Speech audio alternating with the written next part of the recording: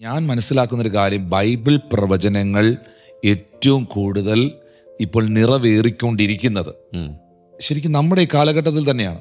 അതിനകത്ത് 2550 കൊല്ലം മുമ്പ് സെക്കരിയാവ് പ്രവചിച്ച ഒരു പ്രവചനമുണ്ട്. സെക്കരിയാവിന്റെ പ്രവചന പുസ്തകം 12-ാം അധ്യായം 2-3 വാക്യങ്ങളിൽ. 2-ാമത്തെ വാക്യത്തിൽ എഴുതിയിരിക്കുന്നത് ഇങ്ങനെയാണ്: ഞാൻ ജെറുസലേമിനെ ചുറ്റുമുള്ള ജാതികൾക്ക് ഒരു മഹാപരിഭ്രമ പാത്രമാക്കും.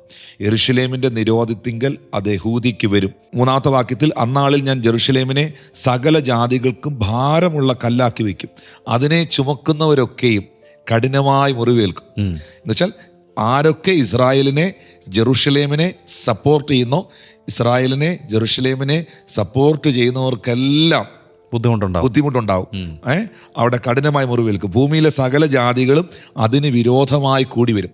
2017 ഡിസംബർ മാസം 6-ാം തീയതി ഡൊണാൾഡ് ട്രംപ് അദ്ദേഹത്തിന്റെ പ്രത്യേക ഇടപെടലിനാൽ ഡിക്ലെയർ ചെയ്തു, ജെറുസലേമാണ് ഇനി ഇസ്രായേലിന്റെ തലസ്ഥാനം. Through all of these years, presidents representing the United States have declined to officially recognize Jerusalem as Israel's capital.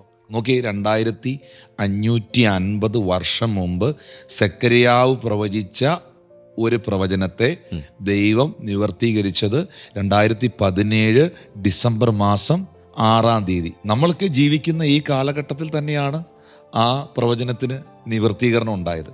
അങ്ങനെ നമ്മൾ നോക്കുമ്പോൾ പല ഇൻസിഡൻറ്റുകളും പല സംഭവങ്ങളും ഇന്ന് നടന്നുകൊണ്ടിരിക്കുന്ന പല കാര്യങ്ങളും നമ്മുടെ കാലഘട്ടത്തിൽ ബൈബിൾ പ്രവചനങ്ങൾ നിവർത്തീകരിക്കപ്പെട്ടുകൊണ്ടിരിക്കുകയാണ്.